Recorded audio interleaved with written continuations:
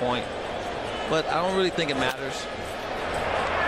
Over to third, Machado across for the second out.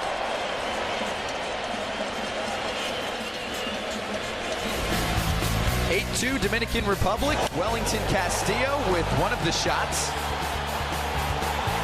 Over the right field wall back in the second inning. It scores 2. Jose Bautista brings home 3. He is a bad man on a 2-0 count. Delivers the fastball deep into left field territory. Top of the 7th inning, the Dominican Republic up by 6 runs. Carlos Martinez started off the contest with 4 innings, a run, and 3 strikeouts. Did I talk about hunting the fastball? You see, I mean, that's what I'm talking. 2-0 counts, 3-1 counts. So if you throw a little wrinkle in it, guess what guys gonna do? They'll be out front a little bit. But in that situation, Mulligan had to come to him with a fastball, and Joey Bats has done that numerous times in his career. On to Dalton Pompey. There's Joey Bats. He said, I'll play anywhere to be on this team. Left field, right field. Practiced at first base the other day when they thought they might need him there.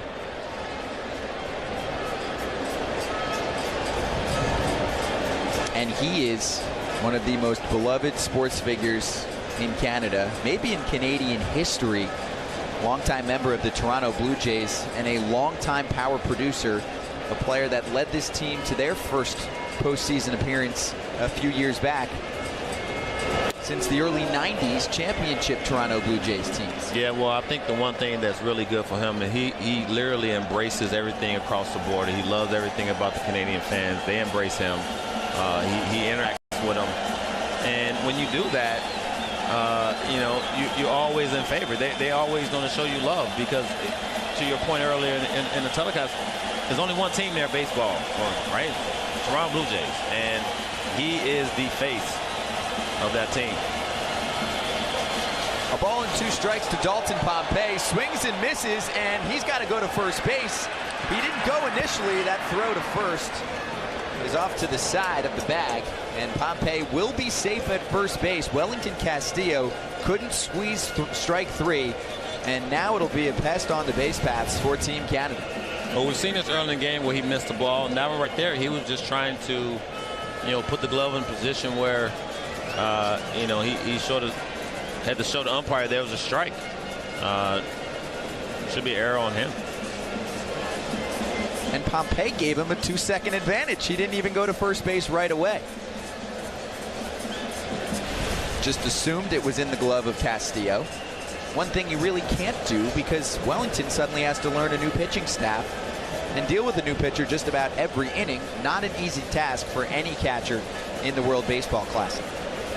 Now Justin Morneau steps up. This top portion of the order for Team Canada has struggled immensely tonight. Talking about a team that is 1 for 13 this evening, the top 4 in the lineup, while the DR team in the top 4, 9 for 15.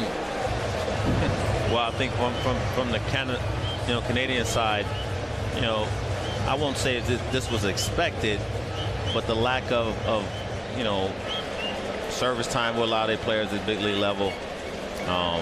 You know, it's going to get exposed at some point, but you have some guys that can definitely hurt you. We've seen some good swings tonight, just haven't been able to get any balls to fall. The passed ball against Wellington Castillo lands Dalton Pompey at first base. Justin Morneau 0 for 3, a couple strikeouts. Tyler O'Neill on deck, Freddie Freeman after him.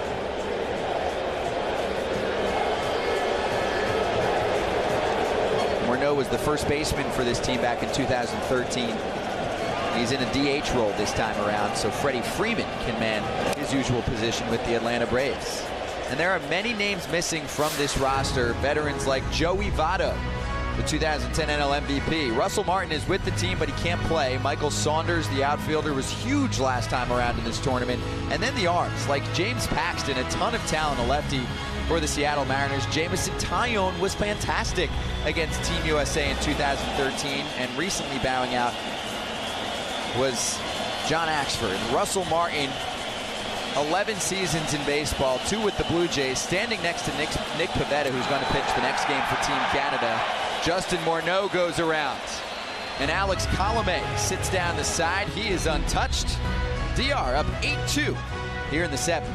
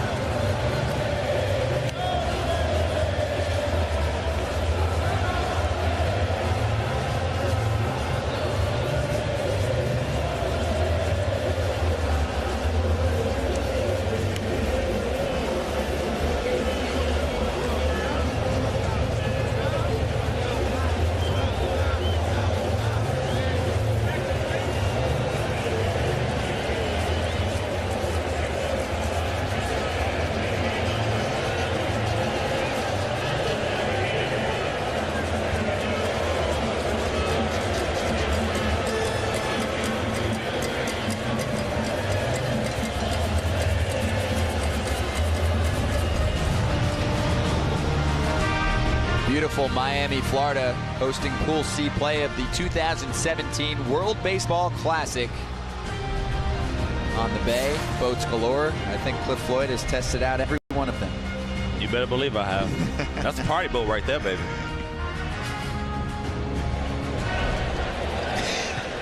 (8-2) DR over Canada. Bottom of the 7th inning. Adrian Beltre is going to lead off the frame. 7, 8, and 9 in the order for the Dominican team. Scott Matheson is the new pitcher for Team Canada.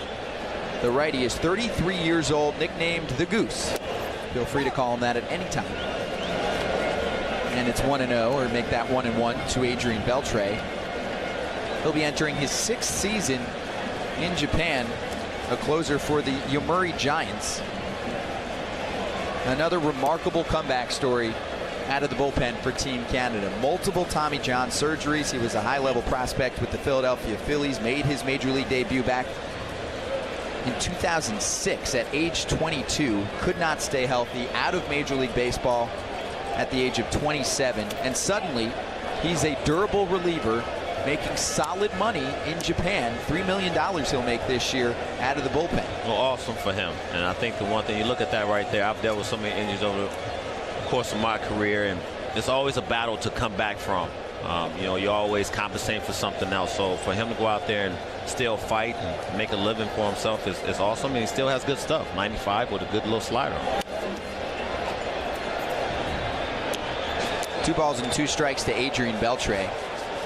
And Matheson mentioned the unorthodox training in Japan that has helped him stay fresh and healthy. He said they run a lot and they throw bullpen sessions every day during the season. The Central League's best reliever 2 times in his career delivers a 2-2 pitch to Adrian Beltre. He holds off. 3 balls and 2 strikes.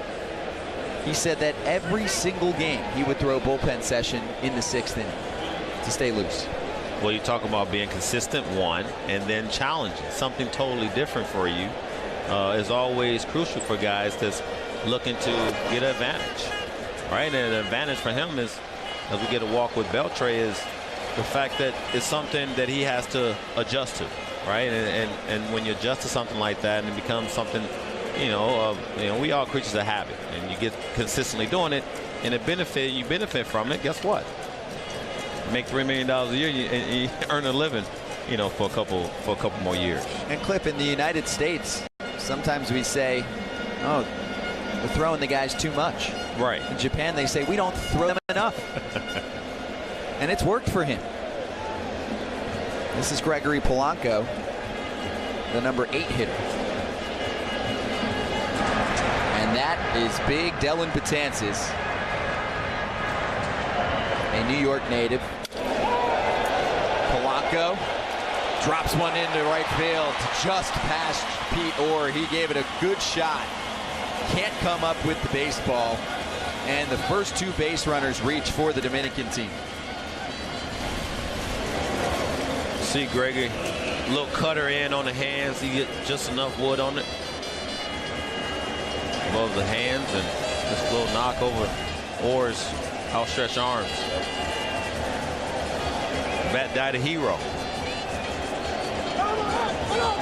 And a big smile on Gregory Polanco's face. Now Wellington Castillo.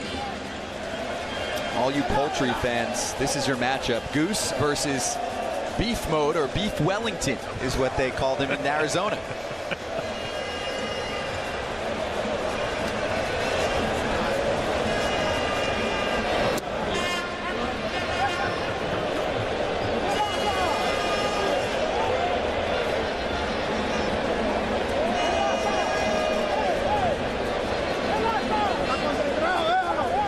.29 years old. Now in the Baltimore Orioles organization. Signed a 1-year contract for 2017, also with a player option for 2018. And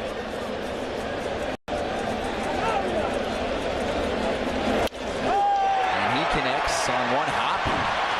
And the underhand toss to second base from Nallo to Orr will get one. And it'll split up the runners now at the corners. So Gregory Polanco heads back to the dugout. He's replaced at first by Castillo. Beltre to third. That's a great play by Mal over there short. That ball was a rocket off the bat of Castillo.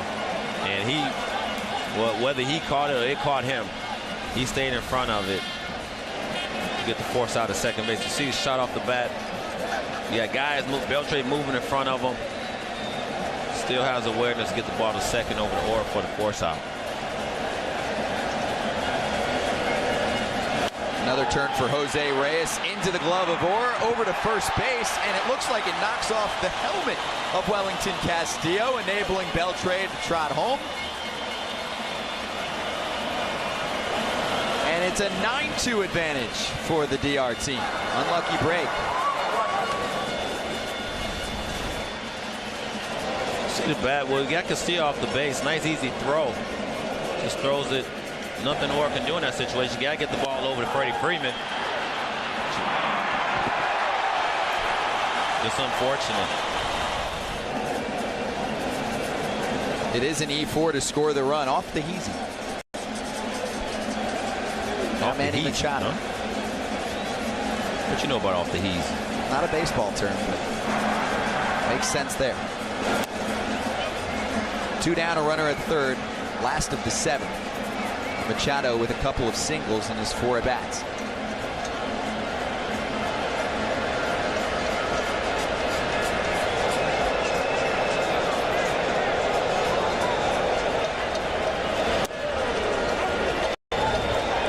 Castillo's at third after that play. Beltre scored the run of the inning. Yeah, the ball went into the dugout, so you get the extra base. Yep.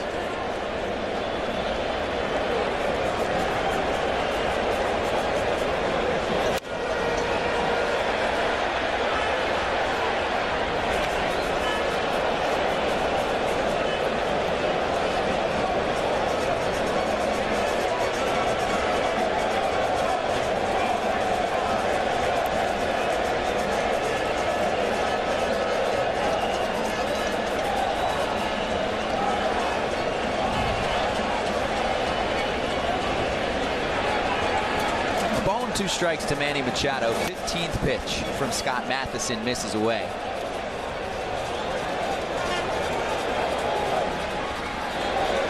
Now here in the World Baseball Classic, we do have what's called an early termination rule for large leads.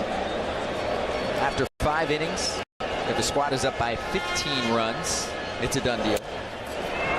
Dribbler right side, and Manny Machado is the third out of the frame. We'll talk more about that early termination rule as we get to the 8th inning. 9-2 DR.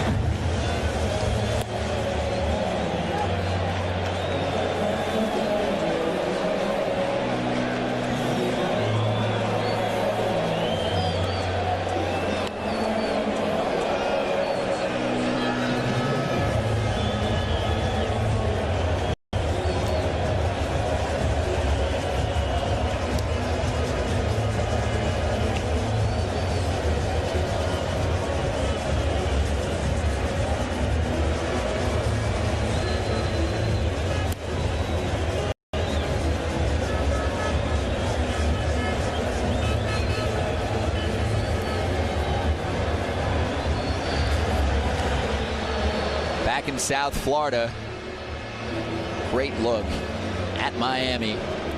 That is Brickell, American Airlines Arena, where the Miami Heat play. Cliff and I both very familiar with the territory over there. 73 degrees.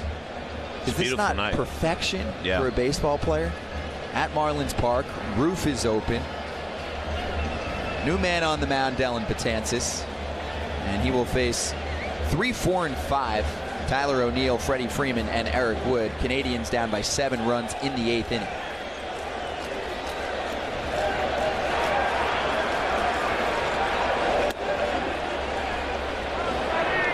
I live down here now during the regular season for the Miami Marlins, and very rarely do I see the roof open. They play with it closed a lot, and it's a beautiful night to have it open. Betances blows 96 miles per hour past Tyler O'Neill. A ball and a strike. O'Neill is 0 for 3 tonight. This is the portion of the order that has really struggled. Apparently, all but one day we'll have the roof open. I don't remember if it's Saturday or Sunday where there's potential rain in the forecast, but otherwise this park is enhanced in my mind when you have the roof open like this on such a nice night in Miami. A very modern ballpark. Opened up in 2012, and many of the new ones have brick, and they went with steel and glass and a lot of colors. Yeah. They call it very 21st century. It's not a 20th century ballpark. No, I'll tell you what, they have an aquarium. You look at that right there. Beautiful shot. A bobblehead museum? Bobblehead museum. Maybe I made that thing. I don't know. Ballhead. Maybe my bobblehead is in there. I think it is. Get a walk right there from Betances. But O'Neill to first. I think a lot of it also, and then that right there. The contraption in center I'm gonna field. let you go ahead and handle this. It's a sculpture 75 feet high. There's the bobblehead museum, 700 to 800 of them, including at least one with Cliff Floyd's name on it. You see them all moving, right? Yeah, they never stop moving. How cool It is actually that? rotates. The bobbleheads, it moves a little bit so that they keep bobbing. Those guys work hard. All 800 of them. Pitch into right field, and it's Nelson Cruz coming in to retire Freddie Freeman, who has put together an 0 for 4 evening. That's Jose Bautista in right field. It's more natural position. So Bautista has moved to right. Gregory Polanco is in left field. And Miguel Rojas into center field. He enters the game for Team DR.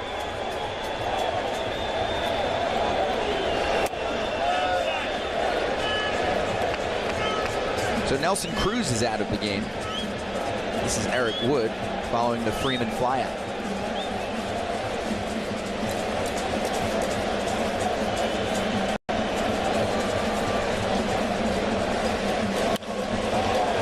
Smacks that pitch to left field. Polanco looking at it towards the track, and he hauls it in for out number 2.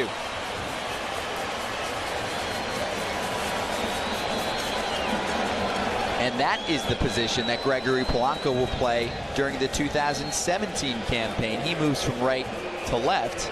Andrew McCutchen, the usual Pirates center fielder, going over to right field. Now you would think that left field is less difficult, but not in Pittsburgh.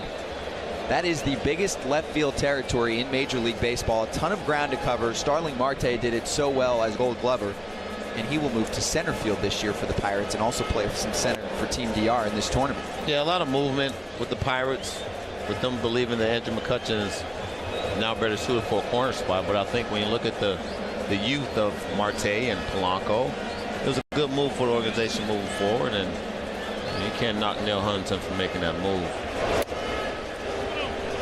The Dominican team knew they wanted Starling Marte in center field even before the Pirates moved him to center, based off his outstanding defense.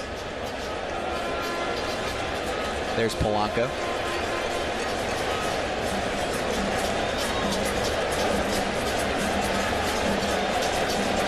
Rene Tassoni right now. It'll be a 2-1 count.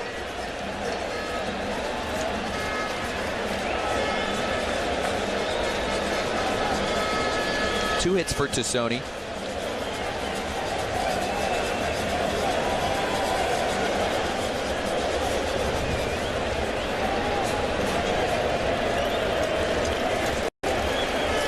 Strikeout artist Dellin Betances now 1 away from recording his first K.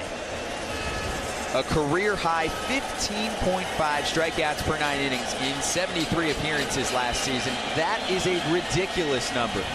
He is third all-time with a 14.3 mark in Major League Baseball, only trailing Aroldis Chapman and Craig Kimbrell, who was the closer for Team USA back in 2013. This crowd knows what to expect on a 2-2, 2-out pitch. That will wait an extra second for. I'll tell you one thing about this crowd. They could care less what the score is. They're into it to the end, to the 9th inning. They could care less if it's a blowout or not. They're loving every minute of it. And we see that throughout this tournament, especially in the games in Asia as well, even if their team is trailing by a significant margin. Here comes the 2-2, and Dellin Betances does what he does best. Strike 3. After the O'Neill single, he's stranded at first. Betances sits down the next few Canadian hitters including Rene Tassoni with this wicked breaking ball. Team Canada trailing by 7.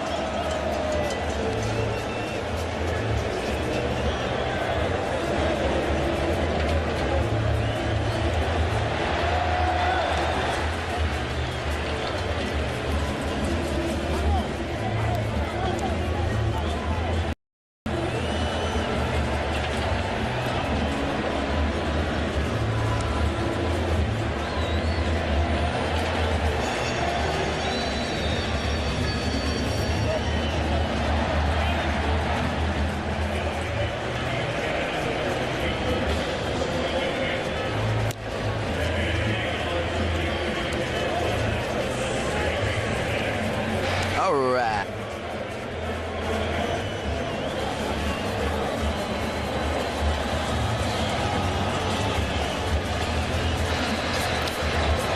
The first game in Pool C in Miami in the 2017 World Baseball Classic. Canada trailing the Dominican Republic by a 9-2 tally.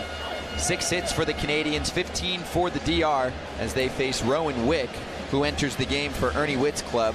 24 years old, a converted outfielder. Just had his first full season on the mound, a very successful one. Made it up to AA with a ERA in the 2.5 range. Weak contact from Robinson Cano. That's the first out on 1 pitch. Well, you look at the mechanics for Wick. Very simple, and I think if you're going to transition from outfield to the mound, you better keep him simple. He has some troubles with his command in AA, but you know, if you keep things simple and you throw hard, they'll find a place for you at some point. 4 seasons in the minor leagues as a position player. This is Jose Bautista with 1 away. The key was to just keep him focused. Yeah. He transitioned in the middle of 2015 to the mound and originally wasn't thrilled about it. He called pitching, quote, boring.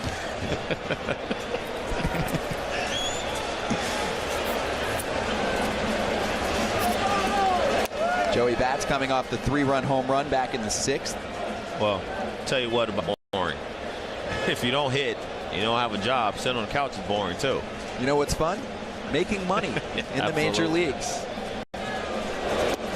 Breaking pitch low. And he could be on his way to a major league roster, if not this year, maybe the year after for the Cardinals.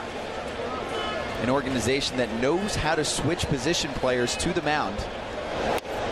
Quite a few success stories in that department, including Jason Mott, who is a former closer for them, David Carpenter, and a current reliever in their organization, Sam Tuivalala. Say that again? That's it. You get 1. 3-1 to Jose Bautista, last of the 8th, and that's ball 4.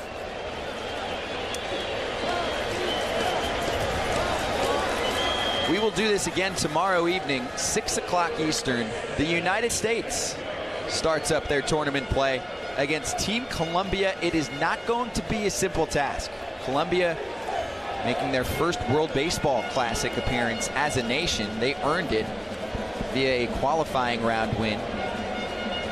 And they have two studs, Julio Teheran and Jose Quintana is going to start the game for Team Colombia tomorrow. That pitch is in the air, right center field, and it will fall. That's Carlos Santana. And Jose Bautista did not get to second base in time. So Santana replaces Bautista at first base, and now we have two away. That's just fundamental baseball on both sides. Santana doing what he's supposed to do as a base runner. Well, I take that back. It wasn't Santana. Carlos Santana at the plate. Joey Bass doing what he's supposed to do as a base runner. See him hold up in between. And then perfect throw to second base to get the force out. So now Mel Rojas, who entered the game in the previous half inning as an outfielder. Santana's on first. Son of former big league reliever Mel Rojas, who I played with in my Montreal days. Relief pitcher. Hey, good stuff. Set up John Wetland. Was our setup man. Eventually went on to 126 career saves in 10 seasons. This is one of the few non-major league players on this Dominican roster. We see more major leaguers this time around than we did on the 2013 team. For example, we've been talking about the outfield on that 2013 team, which featured Alejandro De Aza, major leaguer but not all-star caliber, and Ricardo Nanita was their starting left fielder. Rojas smacks one foul. It's 1-2. So basically, talking to Tony Pena earlier, he says, look, I'm looking for baseball players. I'm not looking for names. You know, you can be a superstar player, come in out of shape. I don't want you on the team. And I think that's, you know, rightfully so. And, you know, getting guys who really want to compete and who really want to be a part of WBC gets you an 8-0 record, gets you to win the tournament. Oh, look out. And when you have guys and you've won with, you know, minor leaguers, it